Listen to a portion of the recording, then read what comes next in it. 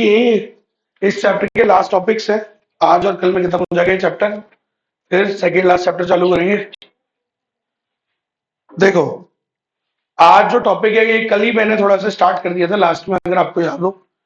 Topics बच्चे हैं, मतलब दो टॉपिक, एक क्या नाम है, कोर कॉम्पिटेंस, और एक क्या शब्द होता है, कॉम्पिटिटिव एडवांटेज। ठीक है, अब एक एक काम करते हैं अपन।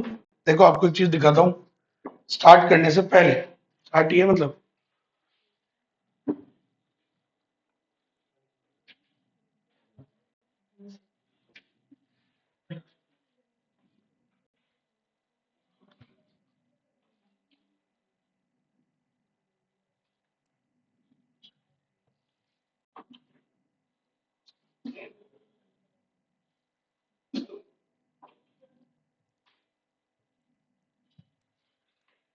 अब देखो मैंने क्या लिखा है यहाँ पे, कोर कॉम्पिटेंसीज ऑफ एप्पल।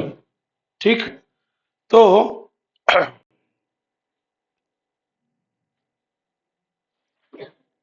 तुम्हारी सिक्योरिटी चलेगा।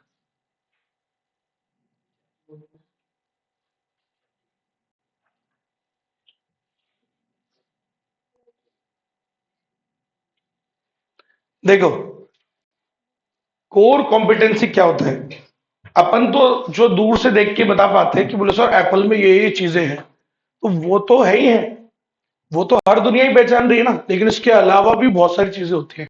अगर आप और मैं इजीली अगर आइडेंटिफाई कर लेते हैं, तो फिर कॉम्पिटिटर ही कर लेते हैं। उसके जो कॉम्पिटिटर्स हैं एप्पल के, वो भी उसकी कोर कॉम्पिटेंसी पता कर लेंगे और वो भी उसके जैसा बन जाएंगे कॉपी करके। अगर ऐसा हो पाता तो, लेकिन ऐसा हो ही तो नहीं पाता। आप, मैं, कॉम्पिटिटर्स, सब कुछ उसकी जो कोर कॉम्पिटेंसी है उसको एग्जैक्टली 100% नहीं कभी भी पता नहीं कर सकते। अगर पता ही कर लिया तो फिर क्या दिक्कत है। समझ लो, इतने सालों से तुम यहाँ बैठे बैठे और मैं यहाँ बैठे बैठे पता कर लूं, और सैमसंग नहीं पता कर पाया होगा क्या? तो इतने सालों में सैमसंग भी पता ही कर लेता, पता करके उसको वही सीख के वो भी अपने अंदर इम्प्लीमेंट कर लेता, वो भी नंबर वन बन जाता है एप्पल के जैसे। नंबर वन नहीं, सिर्फ एक ही होता है, लेकिन समझ आई मेरी बात? तो कोर कॉम्पिटेंसीज क्या होती है, मैंने कल भी आपको बताया था। एक बहुत कॉम्प्लेक्स बंडल होता है किस चीज का, it is a unique set, complex set of resources and capabilities. ठीक है, वही आपको क्या दिलाता है, कॉम्पिटिटिव एडवांटेज। ठीक है, तो उसका यूनिक सेट, उसने अपना बंडल इतना तगड़ा बनाया हुआ है जिसको पूरे तरीके से तो पहले तो आइडेंटिफाई करना ही मुश्किल है कि इसका टैलेंट क्या क्या टैलेंट है, इसके अंदर कौन कौन सी कोर कॉम्पिटेंसीज इसने डेवलप कर रखी है, कौन कौन सी स्किल्स डेवलप कर रखी है, पहले तो वो आइडेंटिफाई करनी ही मुश्किल है। इतना कॉम्प्लेक्स, क्योंकि जितना मैंने कल भी कहा था आपके पास, जितना कॉम्प्लेक्स इस बंडल को आप बनाओगे, उतना लंबे समय तक आपका सस्टेनेबल, आपका कॉम्पिटेटिव एडवांटेज सस्टेन करेगा। कौन कौन सी कंपनीज है जो काफी समय से सक्सेसफुल है, सबसे टॉप पे है और लंबे समय से है, बताओ, एग्जाम्पल बताओ। माइक्रोसॉफ्ट इतने सालों से है, और बताओ। रिलायंस, रिलायंस कोई चीज में, मतलब क्योंकि बहुत बड़ा है वो, तो पोर्टफोलियो बड़ा है ना। पेट्रोलियम रिफाइनरी में चलो काफी समय से है। और सोचो बड़ी बड़ी कंपनियां जो काफी समय से भाई साहब दुनिया को रूल कर रही है, बोलो बोलो, है, जोर से बोलो। गूगल करेक्ट है, बिल्कुल। तो आप क्यों, ये कैसे रूल कर रही है दुनिया को? क्योंकि इन्होंने अपनी कोर कॉम्पिटेंसी ऐसी खतरनाक बना रखी हैं जो दूसरों के लिए कॉपी करना क्या हो रहा है, मुश्किल है। समझ लो, पूरी तरीके से कर ही नहीं पा रहे। इतनी सारी कोर कॉम्पिटेंसीज है, इतना इतना इन्होंने बंडल कॉम्प्लेक्स बना रखा है कि एक इक्का दुक्का चीज को तो कॉपी कर लेते हैं, बाकी कर ही नहीं पाते, पता ही नहीं कर पाते कॉपी क्या करेंगे। समझ में आई मेरी बात? मारुति सुजुकी क्या है, मारुति सुजुकी की क्या कोर कॉम्पिटेंसी है? तुम और मैं जितने आइडेंटिफाई कर लेंगे ना, इससे कई ज्यादा है। समझ में आई मेरी बात? क्योंकि तुम और मैं अगर कर लेते तो राइवल्स नहीं कर लेते, फिर तो वो भी उसको कॉपी मार लेते। सो अपन लोग क्या होते हैं, इनकेपेबल है तो कि भाई उसका पूरी तरीके से, ऐसी थोड़ी इतने लंबे समय से सक्सेसफुल चल रही है। इतना तगड़ा उसने इस बंडल को बनाया हुआ है। इस किसका, कौन सा bundle? Complex set of resources and capabilities. क्या उसका कॉम्पिटिटिव एडवांटेज सिर्फ क्या उसके रिसोर्सेज की वजह से है क्या? सिर्फ क्या उसकी टेक्नोलॉजी की वजह से है? नहीं। अगर ऐसा होता तो वो टेक्नोलॉजी तो कोई और भी खरीद लेता, उसको मिल जाता फिर वो। सिर्फ रिसोर्सेज पे नहीं है सर, रिसोर्सेज प्लस ऐसी तगड़ी उसने क्या डेवलप करी हुई है, कैपेबिलिटीज। और ये जो मिक्स है, ये जो बंडल है, यही उसको क्या दिलाता है, कॉम्पिटिटिव एडवांटेज। ऐसे एप्पल की जरा देखो इस एग्जांपल में, जैसे क्या क्या दे रखा है, क्या क्या है एप्पल की, इनोवेशन करना, इनोवेशन उसका एक कोर कॉम्पिटेंसी है, leadership style, stakeholder satisfaction, liberal approaches to conflict management. ये तुमने सोचा था क्या, तुमने और मैंने ये वाला पॉइंट सोचा था क्या, ये कि ये टैलेंट, ये भी टैलेंट हो सकता है क्या, liberal approach to conflict management. Conflict management में भी कैसी अप्रोच है उसकी, लिबरल अप्रोच है, तुमने और मैंने कभी सोचा ही नहीं होगा, समझ रहे हो। और भी होती है, ये देखो ये पहले तो इतनी सी नाम लिखी, innovation, leadership style, stakeholder satisfaction, और भी होती है, समझ रहे हो मेरी बात। तो बहुत सारी होती है, अगर यही पूरी आइडेंटिफाई कर लेता खुद एप्पल ना बन जाता। सोचो ब्लॉग राइटर जो भी है, जिसने भी ब्लॉग लिखा है, अगर यही उसकी आइडेंटिफाई कर लेता, इतना केपेबल ये होता, तो ये तगड़ी कंपनी नहीं बना लेता क्या। ये इनकेपेबल है साहब, दो तीन चार पता कर सकते हो आप, बाकी तो पता ही नहीं लगे आपको और मेरे को कि ये क्या कर रहे हैं, क्या इनकी कोर कॉम्पिटेंस है, कुछ खतरनाक ही है, तभी तो मिल रहा है इतने लंबे समय तक सस्टेनेबल कॉम्पिटेटिव एडवांटेज। सही है कि नहीं है, ये है। चलो समझ में आया। स्टार्ट करते हैं अपना टॉपिक।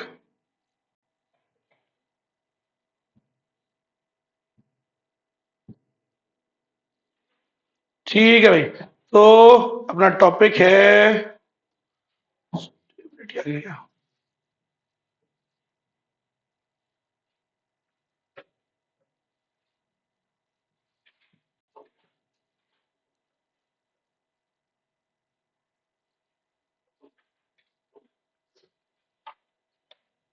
देखो भाई, तो ये है पेज नंबर 43।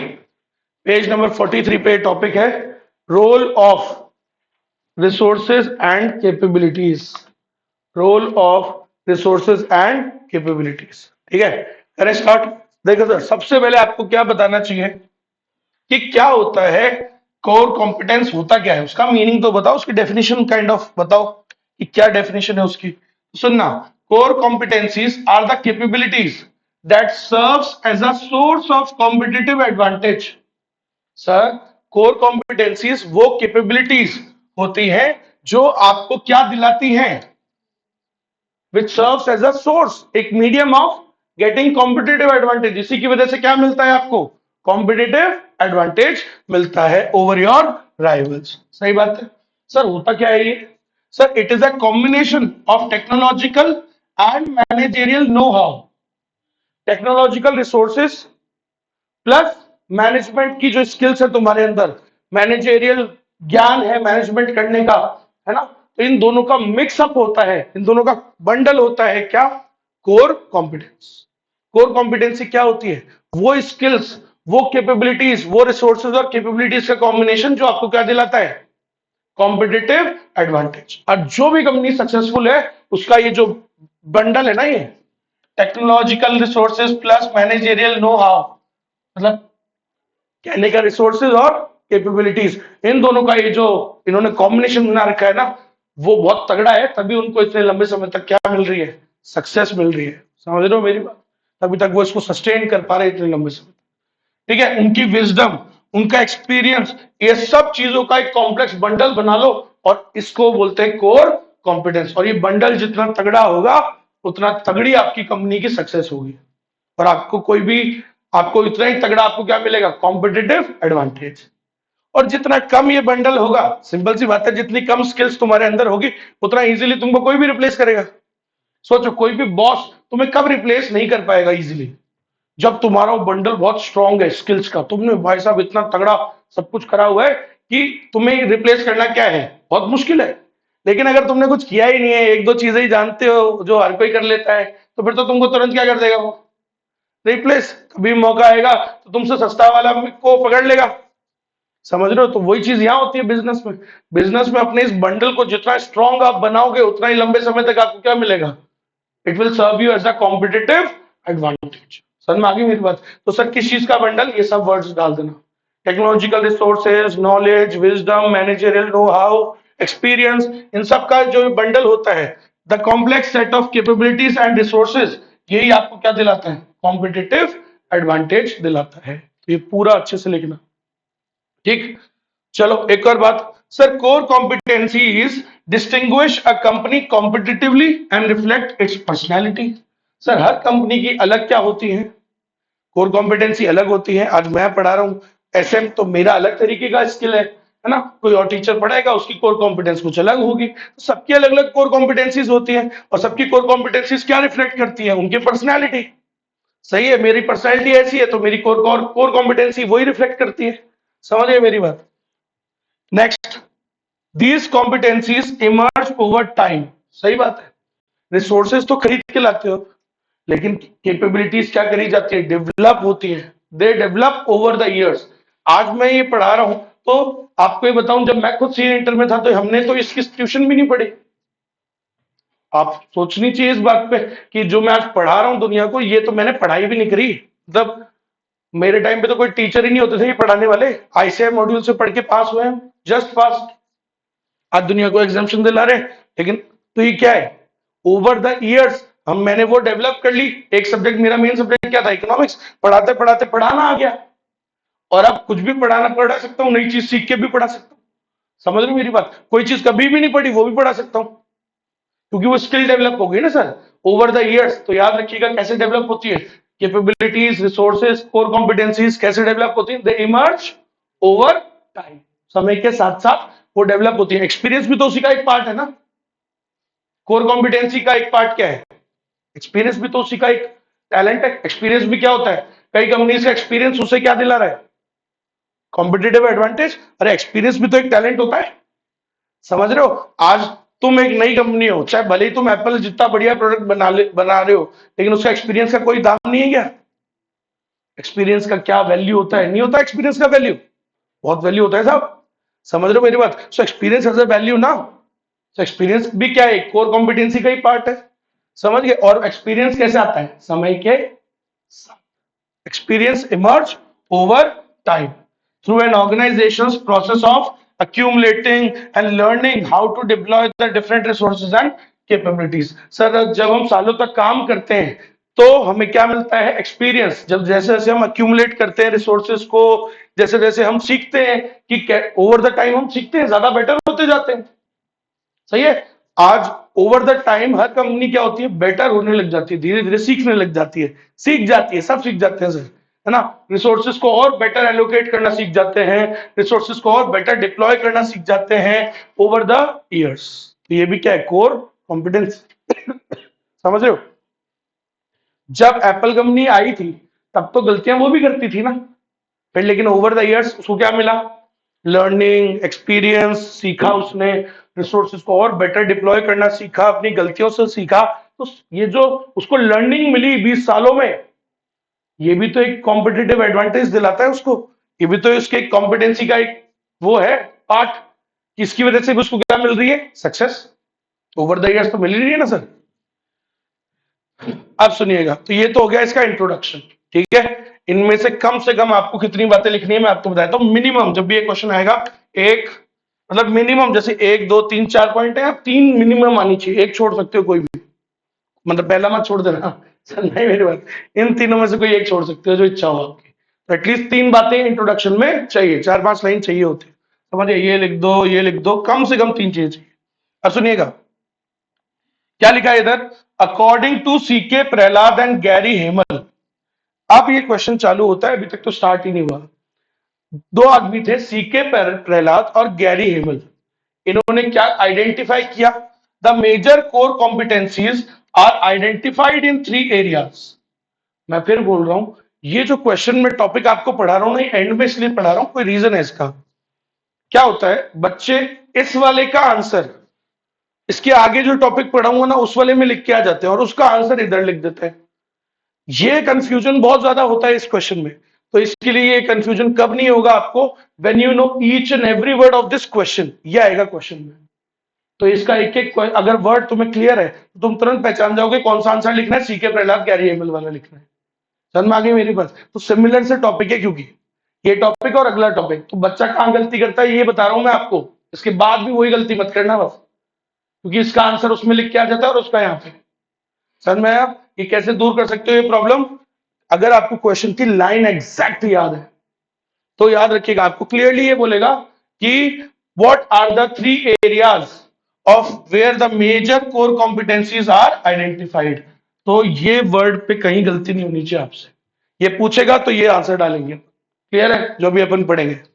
सो याद रखिएगा, सीके प्रहलाद और गैरी हेमल ने क्या बोला कि मेजर जो कोर कॉम्पिटेंसी होती है वो कौन कौन सी चीजों में होती है, मतलब कहां देखी जाती है नॉर्मली। तो सबसे पहला उसने बोला 3 चीजें हैं। पहला वर्ड है कॉम्पिटिटर डिफरेंशिएशन।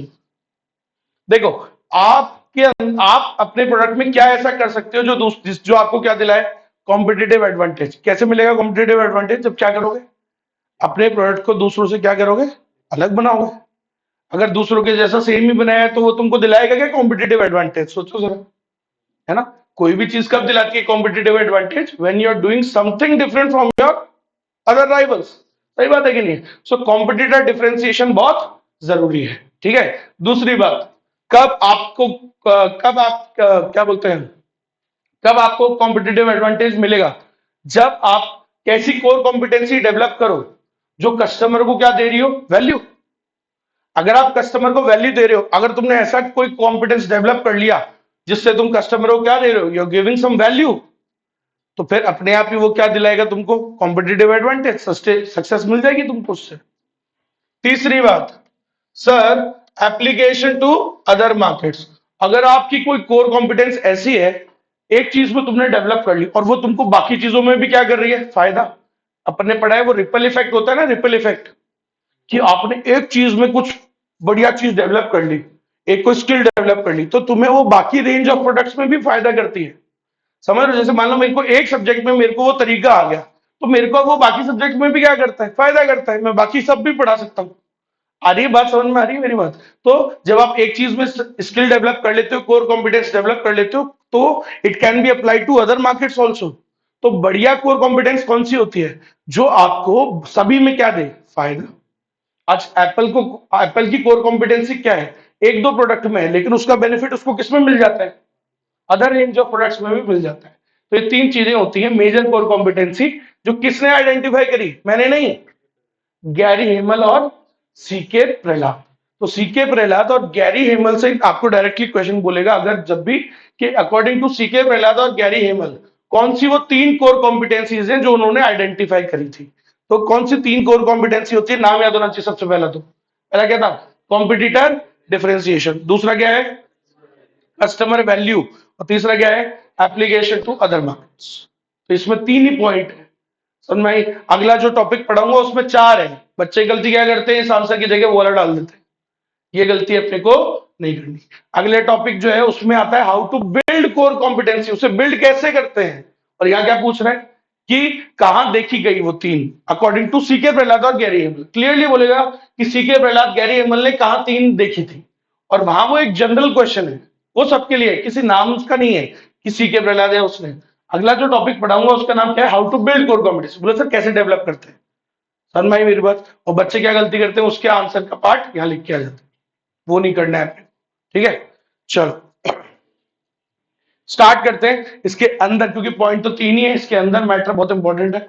चलो, तो ढंग से लिख के आना है अच्छे से। क्या क्या लिखेंगे? पहला पॉइंट, सर फर्स्ट पॉइंट क्या है जो सीके प्रहलाद और गैरी हेमल ने आइडेंटिफाई किया था।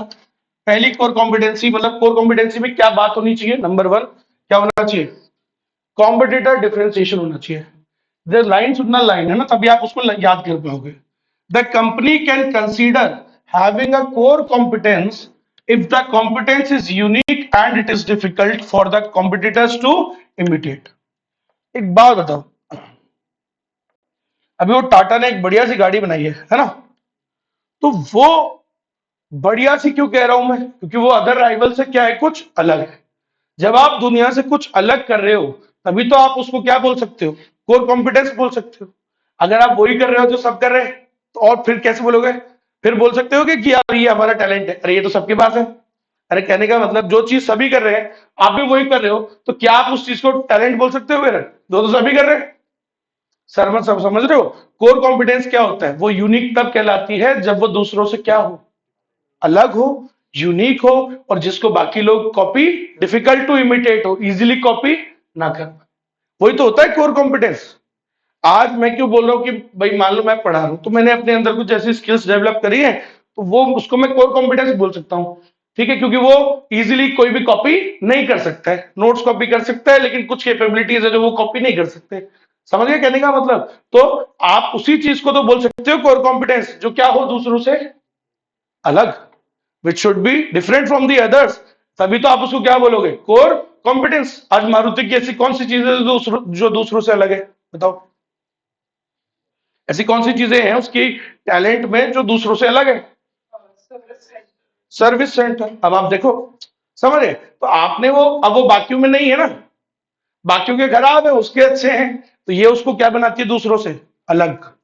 और यही चीज उसको क्या दिला रही है, कॉम्पिटिटिव एडवांटेज। समझ रहे हो? यही तो उसका कोर कॉम्पिटेंस है।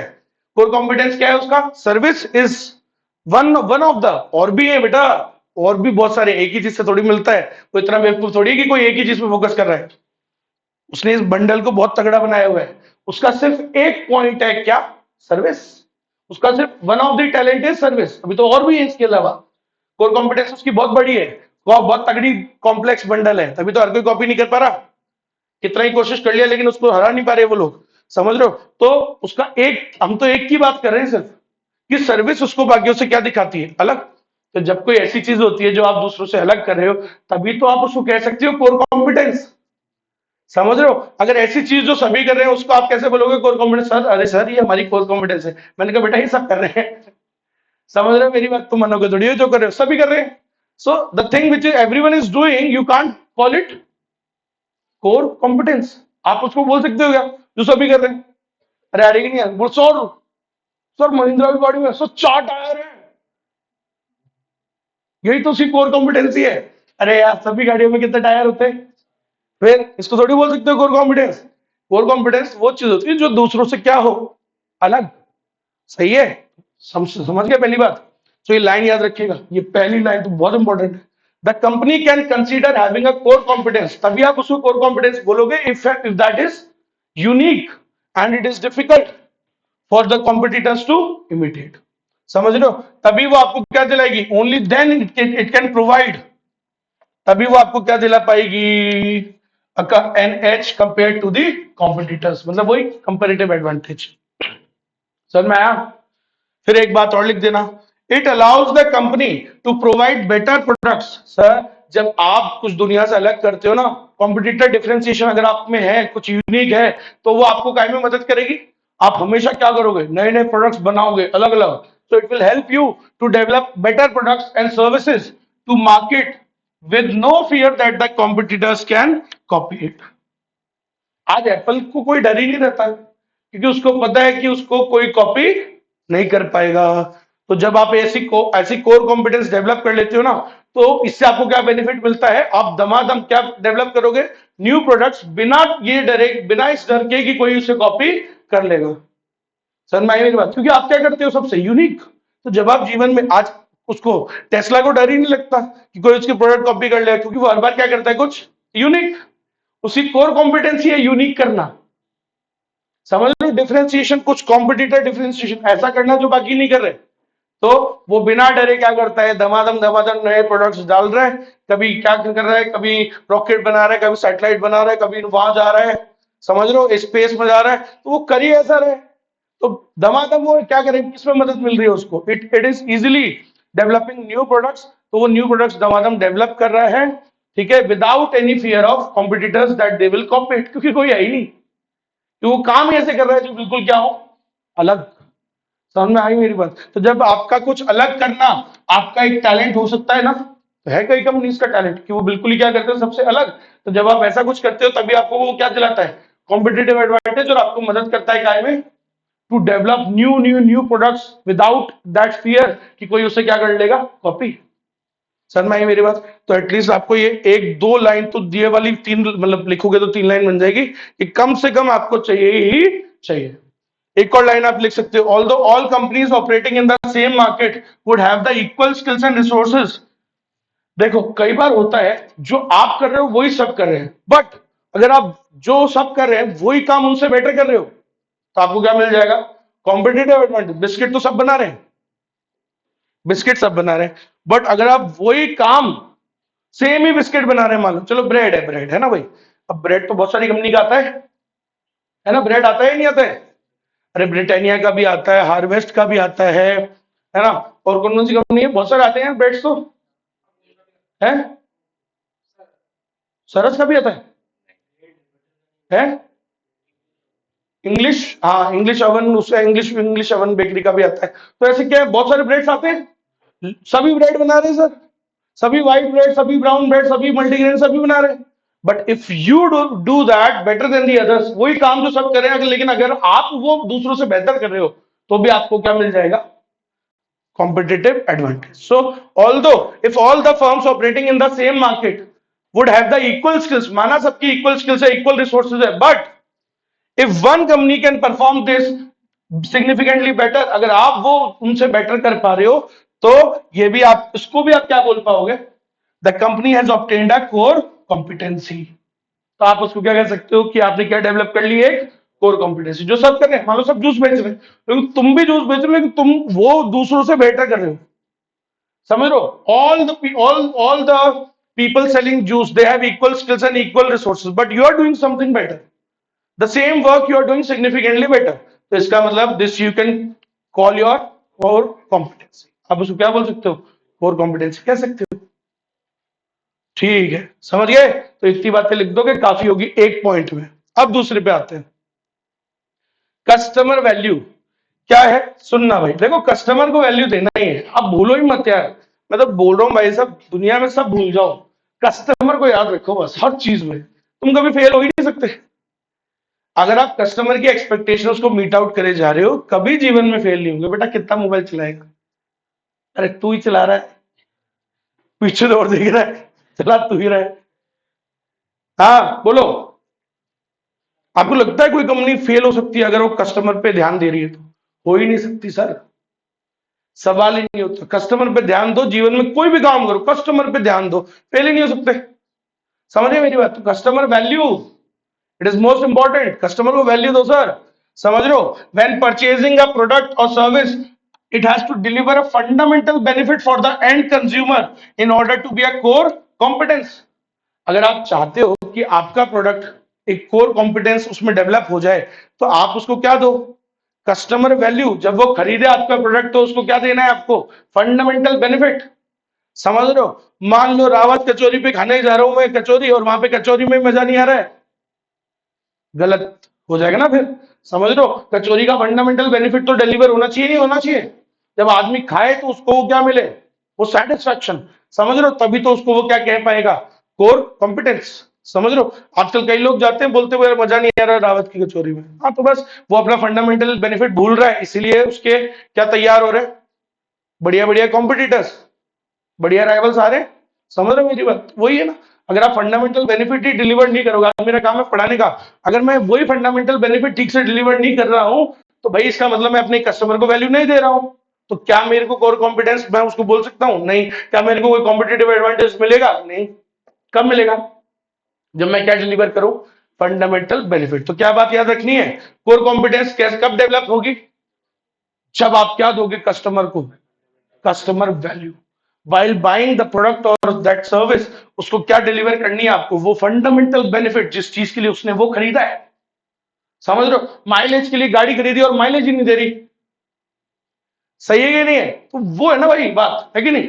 अरे मैंने 6-7 महीने पहले एक गाड़ी खरीदी, तो भाई गाड़ी माइलेज के लिए खरीदी और माइलेज ही नहीं दे रही, तो मैं बड़ा दुखी हो गया। मैंने कहा यार ये तो बताओ, ये तो मेरी बड़ी गाड़ी से भी छोटा एवरेज दे रही है।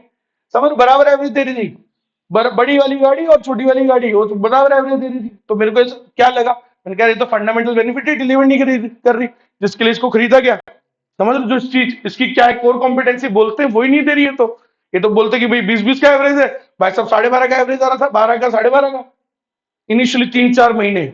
समझ रहे हो? मैं डर गया, मैंने कहा क्या हो गया भाई, ये तो गाड़ी का क्लेम तो इतना है और ये नहीं डिलीवर कर रहे। यार वो बाद में सुधर गया, लेकिन वही तो बात है, आपको क्या डिलीवर करना है? Customer value. क्या होता है customer value? That fundamental benefit समझ रहे हो? अगर आप चाहते हो कि आपको कोर कॉम्पिटेंस आपकी वो बन जाए और आपको कॉम्पिटेटिव एडवांटेज दिलाए, तो आपको कस्टमर को क्या देना है? फंडामेंटल बेनिफिट देना है, वैल्यू देनी है उसको। समझ रहे हो? तो इसलिए तो लिखा है the second condition to be met is customer value. तुम्हारा जो कोर कॉम्पिटेंस है ना, वो क्या देना चाहिए कस्टमर को? कुछ वैल्यू। तुम्हारा जो टैलेंट है उसकी वजह से कस्टमर को क्या मिलनी चाहिए? कुछ वैल्यू। ठीक है? It will include all the skills needed to provide fundamental benefits. और अगर आप फंडामेंटल बेनिफिट देना चाहते हो तो उसके लिए आपको अपनी स्किल्स पे क्या करते रहना पड़ेगा? काम। It will include all the skills which are required to provide that fundamental benefit. आज अगर मारुति चाहता है कि वो अपने कस्टमर्स को क्या दे? Fundamental benefit. तो उसको निरंतर क्या करते रहना पड़ेगा? अपनी स्किल्स पे काम करते रहना पड़ेगा। समझ रहे हो मेरी बात? सिंपल सी बात है कि नहीं? चलो, the service or the product has to have a real impact on the customer as the reason to choose to purchase them. You have to give the reason। ये लाइन लिख के आनी है आपको। कोर कॉम्पिटेंस तभी आप बोल सकते हो उसको। आपको क्या देना है कस्टमर को? वो कारण जिससे वो आपके प्रोडक्ट को सबके बीच में से क्या करे? चूज। समझ रहे हो? तो आपके सामने जब मान लो वो सब रखे हो तो आपने वो वाला दूसरा वो वाला चूज किया, तो you have to give them that reason to choose your product. समझ में आई मेरी बात? तो ऐसा आपके प्रोडक्ट का क्या होना चाहिए? रियल इंपैक्ट पड़ना चाहिए, ताकि वो आपके प्रोडक्ट को ही क्या करे?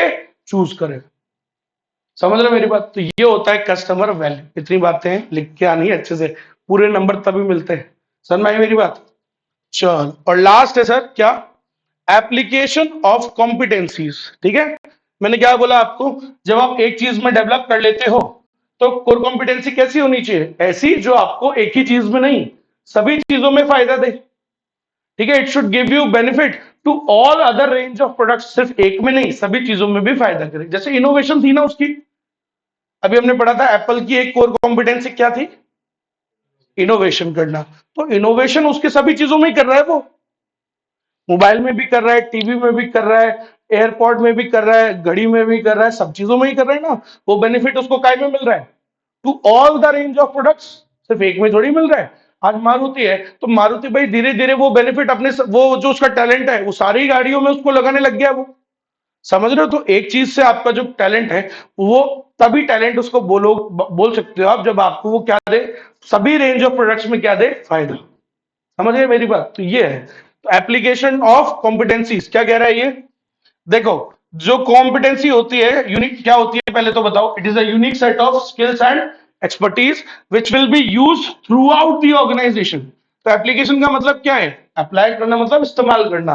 तो कॉम्पिटेंसीज कैसी होनी चाहिए? ऐसी जिसको हम पूरी ऑर्गेनाइजेशन में क्या कर पाए? इस्तेमाल। ना सिर्फ किसी एक चीज में, पूरे में।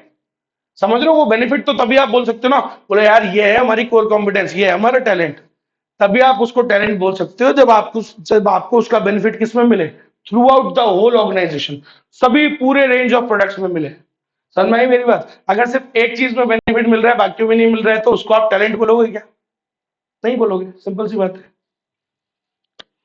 चलो सर, उसको आप तभी बढ़िया क्या ऐसे कह सकते हो? Unique set of skills. आप उसको तभी बढ़िया टैलेंट बोल सकते हो कब? जब आपके लिए वो क्या करे? पोटेंशियल मार्केट्स ओपन अप करे। टैलेंट जो होता है ना बढ़िया, वो आपके लिए आगे से आगे क्या डेवलप करता है? क्या लाके देता है आपको? बढ़िया बढ़िया अपॉर्चुनिटीज। समझ रहे हो? तो अगर आप कुछ बढ़िया यूनिक सेट ऑफ स्किल्स और एक्सपर्टीज डेवलप कर लोगे, आपके पास आगे से आगे क्या आएंगी? अपॉर्चुनिटीज। तो अगर आपके पास खूब आगे से आगे अपॉर्चुनिटीज आ रही है, इसका मतलब आपने क्या डेवलप किया है? कुछ बढ़िया कोर कॉम्पिटेंसी, कुछ बढ़िया unique set of skills and expertise. ठीक है भाई? टचवुड अगर बोलूं, भगवान की कृपा है कि आगे से आगे क्या ओपन अप होती है मेरे लिए, पोटेंशियल अपॉर्चुनिटीज आती हैं, तो इसका मतलब कुछ ना कुछ तो डेवलप किया ही होगा। समझ लो, जब आगे से अपॉर्चुनिटीज आती हैं पढ़ाने की, अगर से पढ़ाने वाले काम पे बोलूं तो इसके लिए भी और अपॉर्चुनिटीज आती है, रिफ्यूज ही करना पड़ता है सारी, क्योंकि ले ही नहीं सकते, टाइम तो उतना ही है ना मेरे पास। एक दिन में समय तो उतना ही है, कितना ही बढ़ा सकता हूं। गला भी उतना ही है, वैसे खत्म हो जाता है मेरा तो गला। अभी तो इसको बहुत प्रिजर्व करके रखना पड़ता है क्योंकि इसी की वैल्यू खत्म है। समझ रहे हो मेरी बात? तो आप बात को समझो, तो वो क्यों मिल रही है फ्यूचर अपॉर्चुनिटीज, पोटेंशियल अपॉर्चुनिटीज क्यों ओपन अप हो रही है? क्योंकि कुछ ना कुछ तो डेवलप किया होगा ना। तो बात यही कह रहा है वो कि जो कोर कॉम्पिटेंसी होती है वो क्या होती है सर? एक यूनिक सेट होती है ना। वो यूनिक सेट जो है वो आप वो कब कहलाएगा यूनिक सेट? जब आपके लिए वो क्या करे? फ्यूचर के द्वार खोले। समझ रहे हो? When it opens up potential markets for you, है ना? When it is use throughout the organisation. दो बातें लिख दो इसमें। समझ रहे हो? कोर कॉम्पिटेंसी यूनिक कब कहलाएगी, बढ़िया कब कहलाएगी? वो तब कहलाएगी जब आपके लिए वो क्या ओपन करे, when it opens up future opportunities for you, potential markets for you. Number two, when it will be used throughout the organization, जब आपको उसको पूरी ऑर्गेनाइजेशन में उसका क्या मिल रहा है, बेनिफिट, तभी आपको क्या कहोगे, उसको कुछ यूनिक कहोगे। समझ रहे मेरी बात? It must be applicable to the all range of product, सभी में उसका बेनिफिट आपको मिलना चाहिए। तो ये तीन बातें इसमें जो आपको लिख के आनी है, ठीक है? तो ये तीन बातें, एक दो और तीन, क्लियर है? If the three above conditions are met, then the company can regard its competence as core competency. अगर ये तीनों बातें आपके उस टैलेंट में है, ये तीनों बातें, पहली क्या थी? यूनिक है, कॉम्पिटिटर डिफरेंशिएशन, दूसरों से अलग है, जिसको वो दूसरे कॉपी नहीं कर पा रहे, ठीक है? दूसरी बात क्या होनी चाहिए सर? अगर वो क्या दे रही है कस्टमर्स को, कस्टमर वैल्यू दे रही है, वो फंडामेंटल बेनिफिट डिलीवर कर रही है ना? तो उसको आप क्या कह सकते हो? Core competence. तीसरी बात, ये तीनों जब होगी, तीसरी बात क्या है सर? उसका बेनिफिट वो आपके लिए फ्यूचर मार्केट ओपन अप कर रहा है, ऊपर से सर पूरी ऑर्गेनाइजेशन में वो यूज हो पा रहा है, उसका बेनिफिट पूरी ऑर्गेनाइजेशन में मिल रहा है, तो आप उसको क्या कह सकते हो? अपनी कोर कॉम्पिटेंसी बोल सकते हो कि ये हमारी कोर कॉम्पिटेंसी की। कोर कॉम्पिटेंसीज बहुत सारी होती है, लेकिन कोर वाली कौन सी होती है? जो ये तीन चीजें दे रही, जिसमें तीन बात हो, समझ गए? जो दूसरों से competitor differentiation, customer value and applicable to other markets. समझ गए? चलो, एप्लीकेशन टू अदर मार्केट्स। चलो, अब है दूसरा टॉपिक। दूसरा टॉपिक यहां स्टार्ट हो रहा है, सुनना। ये है क्वेश्चन नंबर 2, लिख लो उसको। वो था क्वेश्चन नंबर 1, ये है क्वेश्चन नंबर 2। यहां पे लिखो question number 1। Question number 1, C K Prahalad, ये वर्ड याद रखना, ये आना चाहिए क्वेश्चन में, और ये वर्ड्स ये चाहिए। अगर ये आ जाए तो सीधे कौन सा आंसर लिखोगे? ये वाला, ठीक है? ये क्लियरली बोलेगा, या तो ये नाम बोल देगा तो ये 3 पॉइंट्स आने चाहिए, या फिर ये बोल देगा तो 3 पॉइंट्स आने चाहिए। सर में इसके अलावा कोई हिंट नहीं होता पहचानने का।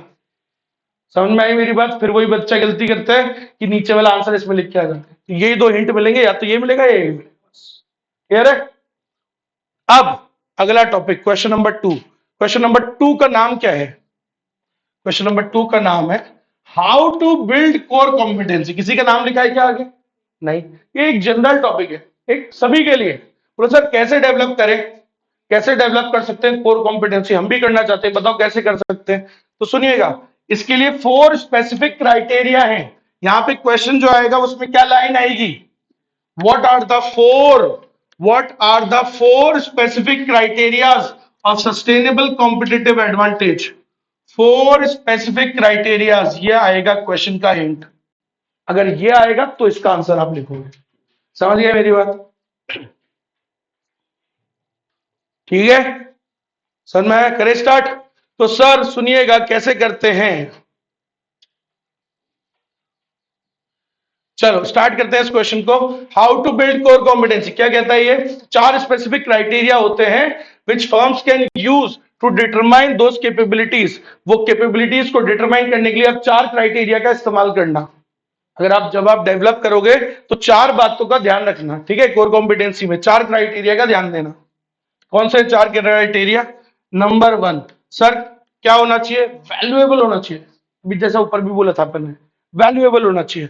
दूसरा, डिफरेंशिएशन बोला था ना अभी ऊपर, अभी यहां क्या वर्ड यूज किया? रेयर होना चाहिए, बात वही है लगभग। तीसरी बात इसी से थोड़ी मिलती जुलती, सर क्या होना चाहिए? कॉस्टली टू इमिटेट, जो लोग इजीली कॉपी ना कर पाए। देखो इम्पॉसिबल तो कुछ नहीं होता, आज जो एप्पल कर रहा है वो बाकी भी कभी ना कभी तो कर ही लेंगे, इम्पॉसिबल तो नहीं है ना। हाँ, लेकिन करने में उनको क्या लगे? बहुत ज्यादा समय लगे, ज्यादा कॉस्ट लगे, परेशानी हो, इजीली कॉपी ना कर, परेशानी हो, मुश्किल हो, तभी तो आप बोलोगे कोर कॉम्पिटेंस। बोले ये हमारी कोर कॉम्पिटेंस है, हर कोई इजीली कॉपी नहीं कर सकता। समझ रहे हो? सो और लास्ट पॉइंट क्या है? नॉन सब्स्टिट्यूटेबल। ऐसी होनी चाहिए कोर कॉम्पिटेंसी जिसके इजी सब्स्टिट्यूट्स क्रिएट ना हो जाए। अगर इजीली सब्स्टिट्यूट्स क्रिएट हो जा रहे हैं तो वो तो फिर तुम कैसे बोल रहे हो उसको कोर कॉम्पिटेंस? वो तो तुम्हें दिलाएगा ही नहीं कॉम्पिटिटिव एडवांटेज लंबे समय तक, क्योंकि वो तो इजीली कोई भी सब्स्टिट्यूट कर पा रहा है। समझ रहे हो मेरी बात? तो 4 क्राइटेरिया आपको ध्यान में रखने हैं उस बढ़िया कोर कॉम्पिटेंसी को डेवलप जब आप करो, तो उसमें 4 क्राइटेरिया का ध्यान रखना। पहली क्या होनी चाहिए? वैल्यूएबल। दूसरी क्या होनी चाहिए? It should be rare. क्योंकि जो सब कर रहे हैं वो तो फिर कोर कॉम्पिटेंस कैसे बोल रहे हो आप? वो तो सभी कर रहे हैं। जैसे मैंने बोला ना आपको, वो सर महिंद्रा के 4 टायर है, अरे बावली वो सभी के 4 टायर हैं। वो सर महिंद्रा में सर वो टच स्क्रीन होती है, अरे सब में टच स्क्रीन आ रही है। कोर कॉम्पिटेंसी वो चीज होती है जो दूसरों से क्या हो, अलग। वो सर ऐसी चीज है जो दूसरे नहीं कर, तभी तो आप उसको क्या बोल सकते हो कि वो कोर कॉम्पिटेंसी उसकी। जो हर कोई कर रहा है वो थोड़ी कोर कॉम्पिटेंसी होती है। आई कि नहीं आई बात समझ? कैसी होनी चाहिए? कॉस्टली टू इमिटेट, जो इजीली कोई भी कॉपी ना कर पाए, है ना? समय लगे, समय लगे, पैसा लगे, बहुत ज्यादा समय लगे, तो जब तक वो समय लगेगा आप कुछ नया बना लोगे। पढ़ाऊंगा भी आपको इस पॉइंट के अंदर। तो 4 बातों का ध्यान रखना, 4 स्पेसिफिक क्राइटेरिया। नंबर 1, पहला पॉइंट क्या बोला मैंने, क्या होना चाहिए? It should B valuable, it should create value for the customers. अरे कस्टमर को कुछ वैल्यूएबल तो लगना चाहिए ना। तुमने वो कैमरा ऊपर से उचका दिया निकाल के, उसको वैल्यूएबल ही नहीं लग रहा, बोले क्या बेवकूफी कर दी है। याद है वो किया था, वो मैंने दिखाया था आपको फोन, क्या नाम था उसका? 70 नाम था उसका, उस फीचर का नाम क्या था? Popup camera. अब वो पॉपअप कैमरा दे दिया आपने, बोला यार ये हमारी कोर कॉम्पिटेंस। अरे बाबा कुछ कस्टमर इसको कोई वैल्यू नहीं दे रहा, कस्टमर को ये चीज क्या नहीं लग रही, कुछ बढ़िया बढ़िया ही नहीं लग रही। समझ रहे हो? तो वो थोड़ी कोर कॉम्पिटेंसी होती है। तो कोर कॉम्पिटेंसी तभी होती है बढ़िया कुछ, जब वो कस्टमर को क्या दे, कुछ वैल्यूएबल। समझ रहे हो? It should create value for the customers, right? ये लाइन लिख के आ जाना भाई, ठीक है? और वो वैल्यूएबल तब कहलाएगी when it allows the firm to exploit opportunities. अभी बोला था ना अपने लास्ट में, बढ़िया वैल्यूएबल कब कहलाएगी वो कोर कॉम्पिटेंसी, जब आपके लिए वो क्या ओपन अप करे, अपॉर्चुनिटीज, पोटेंशियल अपॉर्चुनिटीज, आगे से आगे। समझ रहे हो? तो आपको जब वो आने वाली अपॉर्चुनिटीज को एक्सप्लॉइट करने में मदद करे और थ्रेट्स को अवॉइड करने में मदद करे। देखो बेटा, टैलेंट तो वही होता है जो आपको खतरों से बचाए और आपको आगे से आगे क्या दे, अपॉर्चुनिटीज का फायदा उठाने में क्या करे, मदद। समझ रहे हो? आज एप्पल है तो एप्पल के पास कुछ ऐसे टैलेंट्स हैं जिससे उसको आने वाली अपॉर्चुनिटीज में मिलता है फायदा, और थ्रेट्स को वो क्या कर लेता है, उस टैलेंट से कंट्रोल। समझ रहे हो? तो वही तो बात है। समझ रहे हो? जैसे आपका एक वो एक्टर है, क्या नाम है उसका, वो नहीं है विक्की कौशल। अब मान लो विक्की कौशल है, अब विक्की कौशल के पास कुछ ऐसे कोर कॉम्पिटेंसी है, उसका कुछ एक टैलेंट है जिससे उसके लिए उसको, जिससे वो क्या करता है, अपॉर्चुनिटीज का उसको फायदा उठा पाता है वो, और अपने थ्रेट्स को क्या करता है, कंट्रोल। तो ऐसे ही हर ऑर्गेनाइजेशन सर तभी तो कह पाओगे उसको वैल्यूएबल कोर कॉम्पिटेंसी, जब वो क्या हो, जब आपको वो मदद करे काय में, in helping you in the opportunities. वो आपको एक्सप्लॉइटीज को एक्सप्लॉइट करने में मदद करे और थ्रेट्स को क्या करे, न्यूट्रलाइज कर सके। तभी तो आप उसको बोलोगे कुछ कि बोलो हाँ सर टैलेंट है। टैलेंट वही तो होता है। चलो, कई ऑर्गेनाइजेशन का टैलेंट क्या होता है, ह्यूमन कैपिटल। समझ रहे हो? तो ह्यूमन कैपिटल क्या है सर, एक एग्जांपल उसने दिया कि कई ऑर्गेनाइजेशन है जिनका जो इनकी मेन चीज क्या है, कोर कॉम्पिटेंसी क्या है, ह्यूमन कैपिटल, और उसको उससे उससे उनको मदद मिलती है। बढ़िया ह्यूमन कैपिटल है तो बढ़िया अपॉर्चुनिटीज का फायदा उठाने में क्या है, वो बढ़िया उसको एक्सप्लॉइट करते हैं और अपने थ्रेट्स को कंट्रोल करते हैं। समझ में आया? तो पहली बात ये लिख के आइएगा, वैल्यूएबल होनी चाहिए। दूसरी बात क्या होनी चाहिए सर, रेयर होनी चाहिए, रेयर। क्योंकि जो चीज रेयर नहीं है सभी के पास है, तो वो उसको टैलेंट कैसे बोलोगे आप, वो तो सभी के पास है। समझ रहे हो? रेयर होनी चाहिए। समझ में आई मेरी बात? So the core competencies are very rare capabilities and very few of the competitors possess this. जो सबके पास है वो थोड़ी कोई कोर कॉम्पिटेंसी होती है, वो तो सभी कर रहे हैं। समझ रहे हो? तो बहुत कम लोगों के पास होती है, तो रेयर, रेयर होनी चाहिए। जो सब कर रहे हैं उसको आप कोर कॉम्पिटेंसी नहीं कह सकते मेरा। कैपेबिलिटीज पोजेस्ड, ये लो आगे line, capabilities possessed by many rivals are unlikely to be source of competitive advantage. एक बात बताओ, जो टैलेंट सभी के पास है, मतलब तुम्हारे पास भी और वो सबके पास भी है, वो बेनिफिट, तो फिर तो वो आपको लंबे समय तक कॉम्पिटिटिव एडवांटेज नहीं दिला पाएगा। सोचो तुम चाइना से कहीं से रिसोर्सेज लेके आ गए, इनपुट्स लेके आ गए सस्ते, अब यार उसका पता बाकियों को भी लग गया, तो क्या आपको मिलेगा लंबे समय तक कॉम्पिटिटिव एडवांटेज? नहीं। तो वो भी उसका वो भी लेके आ जाएंगे। समझ गए? तो ऐसी, अच्छा तुमने अब तुम मान लो तुम है ना, तुम्हारा मैनेजमेंट अच्छा है, अरे सब मान लो सभी का अच्छा है, तो फिर तुम्हें कैसे दिलाएगा वो कॉम्पिटिटिव एडवांटेज? लंबे समय तक दिला ही नहीं पाएगा, क्योंकि वो टैलेंट तो सभी के पास है। ऐसी चीज जो सभी के पास है भाई, तो वो आपको फिर कैसे दिलाएगी कॉम्पिटिटिव एडवांटेज? कॉम्पिटिटिव एडवांटेज कब दिलाता है, कब मिलता है? जब आप कुछ दुनिया से क्या कर रहे हो अलग। समझ रहे हो? तुमने भी सीए कर ली, मान लो सब सीए बन गए, सब एक ही जॉब के लिए देने गए इंटरव्यू, सभी सीए हो और सबकी नॉलेज एकदम सेम है, एकदम डिट्टो। समझ रहे हो? तो क्या किसी एक को मिलेगा कॉम्पिटिटिव एडवांटेज? नहीं मिलेगा। कब मिलेगी, कब मिलता है कॉम्पिटिटिव एडवांटेज? जब आपके पास दूसरों से कुछ अलग हो, रेयर कैपेबिलिटीज। समझ लो मेरी बात, तभी तो वो दिलाएगी आपको कॉम्पिटिटिव एडवांटेज। अभी आपने क्या बोला कि सब मारुति की क्या है कोर कॉम्पिटेंसी का एक एग्जांपल, सर्विस। तो क्या सबकी सर्विस अच्छी है क्या? नहीं, उसी की अच्छी है, तो उसकी अलग है दुनिया से, इसलिए ही तो, तभी तो उसको क्या मिला, दिला रही है वो कॉम्पिटिटिव एडवांटेज। अगर वो भी वैसी ही सर्विस करता है जैसी बाकी कर रहे हैं, तो उसको मिलता क्या कॉम्पिटिटिव एडवांटेज? बोलो। अगर जैसी बाकी घटिया सर्विस बाकी बाकी सब लोग कर रहे हैं, अगर मारुति भी वैसे ही करता, तो मिलता क्या उसको कॉम्पिटिटिव एडवांटेज? नहीं। तो क्यों मिल रहा है? क्योंकि उसके जो सर्विस का जो सिस्टम है वो दूसरों से क्या है, अलग।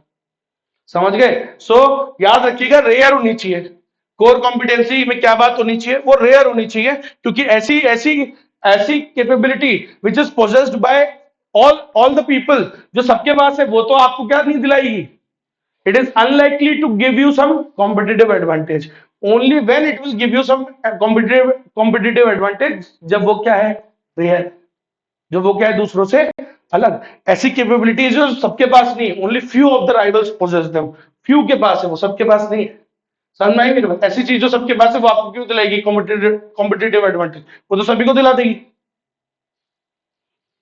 समझ गए? अब मान लो तुम बोल रहे हो, बोलो सर मेरे को ना एबीसीडी आती है, अरे बाप रे, सभी को आती है, तो वो चीज आपको कैसे दिलाएगी कॉम्पिटिटिव एडवांटेज? नहीं। बोलो सर इसको ना एक्सेल आता है, हाँ, अब जो बाकी को इतना नहीं आता है, समझ लो मेरी बात, तो वो आपको क्या दिलाएगा कॉम्पिटिटिव एडवांटेज। जब आप इंटरव्यू में बैठ रहे हो, तो आप मान लो कोई ऐसी चीज बोल रहे हो जो सबको आती है, तो आपको मिलेगा क्या? आपको कुछ एडवांटेज मिलेगा उससे? कुछ नहीं मिलेगा। कब मिलेगा? जब आप कोई ऐसी चीज बोलो जो सबके पास ना हो। कोई भी ऐसी चीज बताओ उसको, ऐसी स्किल बोलो सर ये वाली है ना, ये है मेरे पास, तभी वो कब देगी एडवांटेज? जब वो सब किसी के पास भी ना हो। समझ में आई मेरी बात? Because the capabilities which everyone is having, it will no longer give you any competitive advantage. वो आपको क्यों देगी एडवांटेज? वो सभी को दे देगी ना फिर। चलो, तो ये बातें याद से आपको लिखनी है, ये वाली बातें है ना। Competitive advantage results only when, वो कब मिलता है? when the firms develop and exploit valuable capabilities that differ from those shared with the competitors. तो सर कॉम्पिटिटिव एडवांटेज सिर्फ तभी आपको मिलता है, इट रिजल्ट्स ओनली व्हेन, सिर्फ तब जब आप ऐसी एक्सप्लॉइट करते हो कैपेबिलिटीज, ऐसी कैपेबिलिटीज है आपके पास जो दूसरों से क्या हो, अलग। समझ में आई मेरी बात? तो ये दो बातें हो गई। तीसरी बात, कॉस्टली टू इमिटेट। सर याद रखिएगा, कोर कॉम्पिटेंसी में कौन सी बात होनी चाहिए? चार बातें होनी चाहिए। पहली बात वैल्यूएबल होनी चाहिए, दूसरी बात रेयर होनी चाहिए, क्योंकि जो सबके पास है वो आपको नहीं दिलाएगी कॉम्पिटेटिव एडवांटेज, है ना। तीसरी बात क्या है सर? ऐसी होनी चाहिए कोर कॉम्पिटेंसी जो क्या हो, डिफिकल्ट टू इमिटेट हो, कॉस्टली टू इमिटेट। मैंने इम्पॉसिबल बोला या डिफिकल्ट बोला? इम्पॉसिबल नहीं बोला, क्योंकि पॉसिबल सब होता है। समझ गए? So costly to imitate means ऐसी कैपेबिलिटीज होनी चाहिए that competing firms are unable to develop. ये वर्ड है इंपॉर्टेंट। ऐसी कॉम्पिटेंसी डेवलप करो जो दूसरे लोग इजीली कॉपी ना कर पाए। कॉपी तो वो कर लेंगे आज, नहीं तो कल परसों तरसों कर लेंगे, बट वो इजीली उसे कॉपी ना कर पाए। अगर इजीली कॉपी कर पा रहे हैं, सोचो तुम्हारी टैलेंट वो भी वही कॉपी कर पा रहे हैं बहुत इजीली, तो फिर तो आपका कॉम्पिटिटिव एडवांटेज ये उड़ जाएगा, उनको भी मिल जाएगा फिर तो। समझ रहे हो? कोई हल्की फुल्की चीज अगर तुमने स्किल सीख ली, अरे तो वो तो यार सब, और वो बाकी लोग भी इजीली कॉपी कर सकते हैं। जैसे देखा नहीं आपने वो कौन सा आता है डिक्की खोलने वाला, नया फीचर गाड़ियों में डाला कि वो डिक्की को पैर से खोल सकते हो ऐसे जेस्चर मूवमेंट से। अरे तो ऐसी हल्की फुल्की चीज थोड़ी दिलाती कॉम्पिटिटिव एडवांटेज, वो तो बाकी ने भी कॉपी मार ले लो, हो गया काम। ऐसे फीचर की वजह से थोड़ी मिलेगा कोर कॉम्पिटिटिव एडवांटेज। ऐसी चीज जो हर कोई कॉपी कर पा रहा है, समझ रहे हो? स्क्रीन तुमने लगा दी बड़ी स्क्रीन, महिंद्रा ने सोचा, अभी महिंद्रा ने थोड़ा टाइम पहले वो बनाई थी एक सबसे बढ़िया गाड़ी आई थी उसकी, एक्सयूवी 700। तो जब वो आई थी 2021 में, उसने उसमें सबसे बड़ी स्क्रीन लगाई, और किसी गाड़ी में इतनी बड़ी स्क्रीन नहीं आती थी, ट्रिपल डबल स्क्रीन लगाई, बड़ी स्क्रीन इतनी बड़ी, समझ लो, बड़ी स्क्रीन लगाई। उसको लगा ये कॉम्पिटेटिव एडवांटेज उसको दिलाएगा। इनिशियली थोड़े टाइम दिलाया, लेकिन बाकियों ने भी इजीली फिर लगाने लग गए। तो ऐसी चीज अगर जो अदर्स भी इजीली कॉपी कर पा रहे हैं, तो वो आपको लंबे समय तक कॉम्पिटेटिव एडवांटेज नहीं दिला पाएगी। तो अगर कॉम्पिटेटिव एडवांटेज आपको चाहिए, तो आप ऐसी चीज डेवलप करो जो इजीली कोई भी इमिटेट ना कर पाए, which is difficult to be imitated. समझ रहे हो? For example, Intel Intel has enjoyed first, ये एग्जांपल लिख के आना, Intel has enjoyed a first mover advantage more than once because of its rare fast R&D। लोगों को लगता है, लोगों को समझ ही नहीं आया आज तक कि इंटेल का टैलेंट क्या है, इंटेल की कोर कॉम्पिटेंसी क्या है। फास्ट R&D करता है वो, फास्ट रिसर्च एंड डेवलपमेंट, नया प्रोजेक्ट चालू करता है और उसे बहुत जल्दी खत्म कर देता है। समझ रहे हो? तो ये जो वो जो होता है ना कि एक काम चालू करता है उसको जल्दी खत्म कर देता है, ये उसका टैलेंट है। तो इसकी वजह से उसको क्या मिलता है बार बार? First mover advantage. समझते हो? फर्स्ट मूवर एडवांटेज सबसे पहले आता है उसमें। वो कोई भी प्रोडक्ट दुनिया में आता है, कौन लाता है सबसे पहले? वो यही लाता है, क्योंकि इसका R&D कैपेबिलिटीज क्या है, बहुत जल्दी। दुनिया जब तक कॉपी कर पाती है तब तक ये नया प्रोडक्ट लेके आ जाता है। इतना जल्दी ये नई नई चीजों पे काम करता है, उस प्रोजेक्ट, नया प्रोजेक्ट चालू करता है, उसको खत्म करता है फटाफट।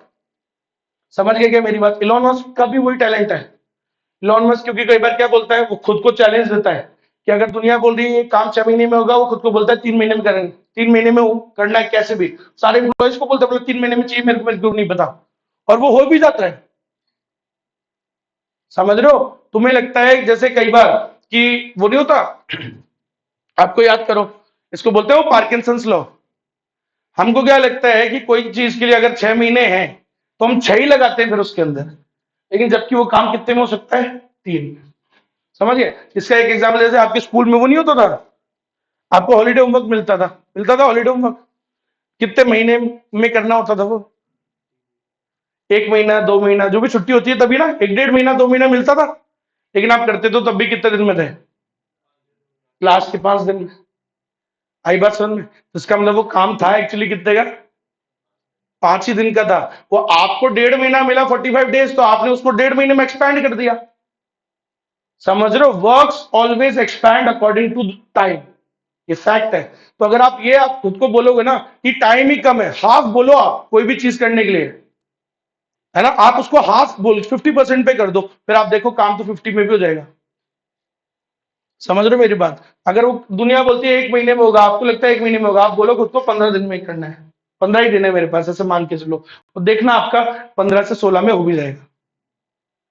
यही चीज होती है, और पढ़ाई में भी इसको यूज करो। समझ रहे हो? क्योंकि जब आपको लगता है कि मेरे हमारे पास बहुत समय है, तो फिर वो पूरा ही समय खा जाते हो आप, जबकि आप उसको कम में कर सकते हो। तो वही चीज इधर है भाई, वो उसको क्या दिलाती है? यही उसका कोर कॉम्पिटेंस है, फास्ट R&D साइकिल। नया प्रोजेक्ट चालू करता है, जल्दी खत्म करता है, फिर नया चालू करता है, फिर जल्दी खत्म करता है। दुनिया जब तक पुराना वाला कॉपी कर पाती है, जब तक वो नया प्रोडक्ट नॉलेज कर देता है, फर्स्ट मूवर एडवांटेज मिल जाता है उसको। ये देगा, ये दिला रही है कोर, उसको क्या? Competitive advantage. ये है उसकी कोर कॉम्पिटेंसी, ऐसी जो हर कोई कॉपी नहीं करता। जब तक वो कॉपी करते हैं उसके पुराने प्रोडक्ट को, जब तक देखो, इसलिए तो बोला, उसको भी पता है कि कॉपी तो कर ही लेंगे, it is not impossible to imitate, लेकिन उसको ये, उसका टैलेंट क्या है कि जब तक वो कॉपी करते हैं तब तक वो नया प्रोडक्ट लेके आ जाता है। आई बात समझ में? ये है। तो क्या होना चाहिए? Costly to imitate. आपका जो डेवलप करने का जो आपका जो कोर कॉम्पिटेंस है, वो ऐसा होना चाहिए जो क्या हो? दूसरों से अलग हो, जो दूसरे इजीली कॉपी ना कर। समझ गए? एक लाइन और लिख के आना, sir the product could be imitated in due course of time. देख लो, प्रोडक्ट तो कॉपी कर लेते हैं उसका वो, but it is more difficult to imitate the R&D cycle time capability. Product तो वो कॉपी कर लेते हैं, लेकिन जब तक वो करते हैं, वो नए प्रोडक्ट पे नया प्रोडक्ट लॉन्च कर देता है। तो उसका क्या है कोर कॉम्पिटेंस? उसका क्या टैलेंट है उसके पास? Fast R&D। समझ रहे हो मेरी बात? ये है। और लास्ट पॉइंट क्या है? Non substitutable. Non substitutable simple है भाई। देखो भाई, कोई भी चीज आपको तभी क्या दिलाएगी? कॉम्पिटेटिव एडवांटेज, जब वो नॉन सब्सटीट्यूटेबल हो, मतलब जिसके इजीली सब्सटीट्यूट्स क्रिएट ना हो पाए, समझ रहे हो, जिसके कोई स्ट्रेटेजिक इक्विवेलेंट्स ना हो। जैसे वो सब्सटीट्यूट समझो ना, जैसे मान लो पेप्सी का सब्सटीट्यूट क्या है, शिकंजी। तो आपका प्रोडक्ट या आपकी जो टैलेंट है वो आपको कब दिलाएगी कॉम्पिटेटिव एडवांटेज, जब उसके कोई इजीली सब्सटीट्यूट्स अवेलेबल ना हो, क्योंकि अगर अवेलेबल हुए सब्सटीट्यूट्स तो लोग तुम्हें क्या कर देंगे, फिर तो रिप्लेस। आज लोग मारुति को रिप्लेस क्यों नहीं कर पा रहे, मतलब लोग लोग चाहते हैं दूसरी गाड़ी खरीदना फिर भी, लेकिन वो खरीद रहे हैं क्या, बार बार मारुति उनको पुश करके अपने प्रोडक्ट पे लेके आती है, क्योंकि उसका वो है ही इतना तगड़ा। समझ रहे हो, उसकी कोर कॉम्पिटेंसी इतनी तगड़ी है कि वो लोगों को दूसरों पे स्विच नहीं होने देती। समझ रहे हो, उसके स्ट्रेटेजिक इक्विवेलेंट्स अभी तक नहीं आए कोई, कि जो मारुति जितने बेनिफिट दे दे टोटल। एक भी कंपनी ऐसी नहीं है जो मारुति के जितना टोटल बेनिफिट दे दे। मैं ऐसा नहीं बोल रहा कि मारुति की गाड़ी 100% परफेक्ट होती, नहीं होती, लेकिन उसकी मोस्ट ऑफ द थिंग्स दूसरों से बेटर है। इसलिए लोग उसको क्या नहीं कर पा रहे, उसको सब्सटीट्यूट नहीं कर पा रहे, कोई उसके डेवलप ही नहीं हो पा रहे। समझ रहे हो मेरी बात, ये है। आज एक बात बताओ, पिछले 5 साल में महिंद्रा ने, टाटा ने खतरनाक ग्रोथ करी है, अपने नए नए मॉडल्स लेके आए हैं, बढ़िया बढ़िया डिजाइन ला रहे हैं, बढ़िया बढ़िया फीचर्स डाल रहे हैं, फिर भी भाई मारुति का गेम चल रहा है। कैसे चल रहा है, क्योंकि उसके स्ट्रेटेजिक इक्विवेलेंट्स नहीं हो पा रहे क्रिएट। तो ऐसी होती है कोर कॉम्पिटेंसी, जिसके इजीली कोई स्ट्रेटेजिक इक्विवेलेंट्स या सब्स्टिट्यूट्स क्रिएट ना हो। समझ में आई मेरी बात, ये है, तभी आपको क्या दिलाई, कॉम्पिटेटिव एडवांटेज अभी भी मिल रहा है उसको। समझ रहे हो, कितना ही बना ले महिंद्रा और टाटा, कितनी बढ़िया गाड़ियां बना ले, अब अब मारुति ने पहली निकाली है, पहली ईवी कार। अब आइए मारुति की आ गई ईवी कार पहली, अब आइए सबसे लेट, और अभी भी आप देखना वो बाकियों से ज्यादा बिकने वाली है। ये है क्योंकि मारुति के स्ट्रेटेजिक इक्विवेलेंट्स है ही नहीं। समझ गया मेरी बात, ये है। चलो, तो अपने 2 टॉपिक खत्म हो गए भाई साहब।